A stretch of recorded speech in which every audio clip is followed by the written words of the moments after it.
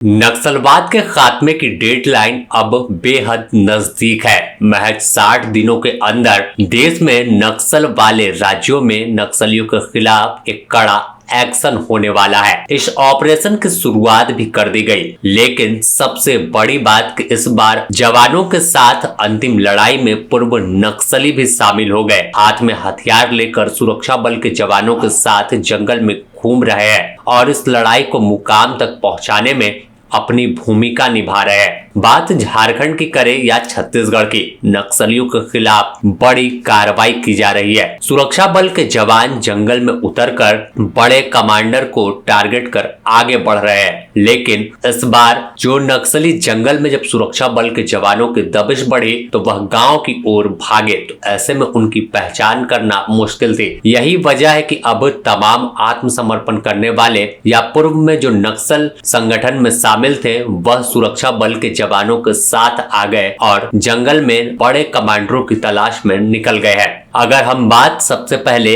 छत्तीसगढ़ के बस्तर की कर ले, अभी भी बस्तर रेंज के कुछ हिस्सों में नक्सल गतिविधि देखी जा रही है। करीब 200 हथियार बंद नक्सली अलग अलग हिस्से में सक्रिय हैं, जिनके खिलाफ सुरक्षा बल के जवान कड़ी कार्रवाई करने वाले हैं। इस अंतिम लड़ाई में बड़े कमांडर के खिलाफ उनके पूर्व साथी भी जवानों के साथ जंगल में निकल पड़े। मीडिया रिपोर्ट्स के मुताबिक पूर्व नक्सलियों को गोपनीय सैनिक बनाकर सुरक्षा बल के जवान साथ लेकर चल रहे हैं, जिससे छुपकर बैठे नक्सलियों की पहचान हो सके। बस्तर में इस अंतिम ऑपरेशन का नाम सारथी ऑपरेशन दिया गया है, जिसमें बचे हुए कमांडर की गिरफ्तारी या एनकाउंटर करने का सीधा आदेश है। इस अभियान में गोपनीय सैनिक के हाथ में भी हथियार है और इसका फायदा भी सुरक्षा बल के जवानों को मिलेगा, क्योंकि पूर्व में जो नक्सली थे वह जंगल से बारीकी से वाकिफ है और जंगल की पूरी जानकारी इनके पास मौजूद है।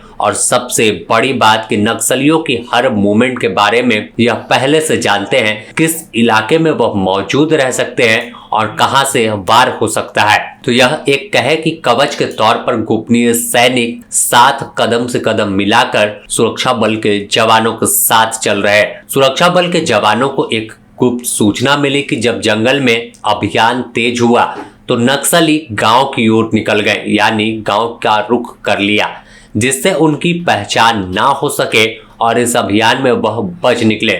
लेकिन पुलिस ने अंतिम लड़ाई में उनके ही साथी को साथ ले लिया है। नक्सली कहीं भी छुप कर बैठेंगे तो उनकी पहचान हो सके और गिरफ्तारी की जा सके। सुरक्षा वजहों से गोपनीय सैनिक के हाथ में भी हथियार दिया गया है, जिससे अगर नक्सली उन पर वार करते हैं तो जवाबी कार्रवाई करें और मुंह तोड़ जवाब दे सके। अगर हम बात बस्तर की कर ले तो बस्तर में फिलहाल 10 बड़े कमांडर ही बचे हैं, जिनके साथ करीब 200 कैडर मौजूद है और 80 गांव नक्सल प्रभावित है, जहां अब उनका सफाया किया जाएगा। जब राज्य अलग हुआ था तो करीब 22,000 वर्ग किलोमीटर एरिया नक्सल प्रभावित में आता था, यानी रेड जोन में था। लेकिन 25 साल में सुरक्षा बल के जवानों ने कार्रवाई की और अब महज यह सिकुड़कर 400 वर्ग किलोमीटर तक पहुंच गया। यहाँ बचे हुए 400 वर्ग किलोमीटर में भी कैसे उनका खात्मा हो, इस रणनीति पर अब जवान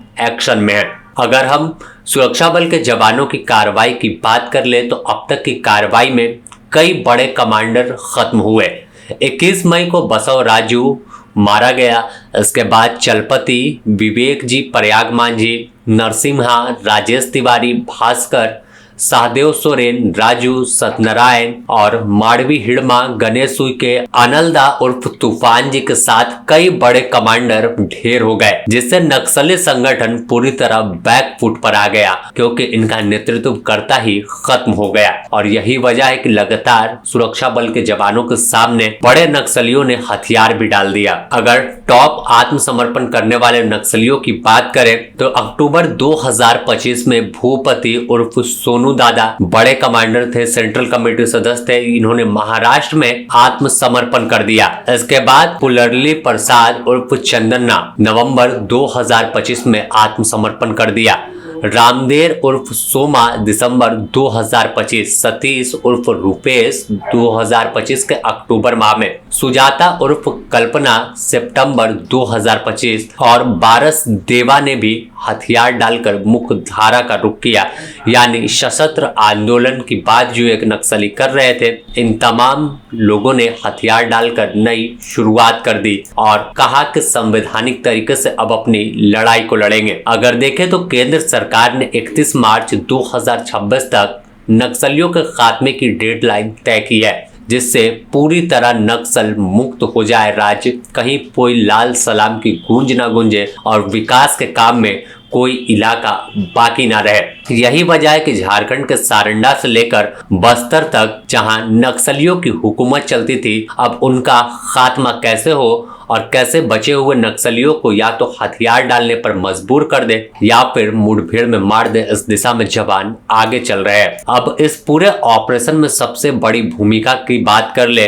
तो छत्तीसगढ़ में बस्तर फाइटर्स, डीआरजी जवान, कोबरा, सीआरपीएफ, यह तमाम एक मजबूत समन्वय बनाकर बेहतर रणनीति पर काम कर रहे हैं और जंगल की मांद में घुसकर तमाम बड़े कैडरों का खात्मा कर रहा है। वहीं सारंडा की अगर बात करें तो सारंडा में Jharkhand Jaguar, cobra, CRPF, Chaibasa जिला पुलिस की टीम शामिल है, जो नक्सलियों को उनके मांद में घुसकर मार रही है। बीते दिनों में तस्वीर आई कि एक बार में 17 नक्सलियों का खात्मा हुआ, लेकिन हर बार अपील सरकार और पुलिस कर रही है कि अभी भी समय है, हथियार डालकर मुख्य धारा में लौटे और नई शुरुआत करे। हथियार के दम पर कोई बात नहीं हो सकती।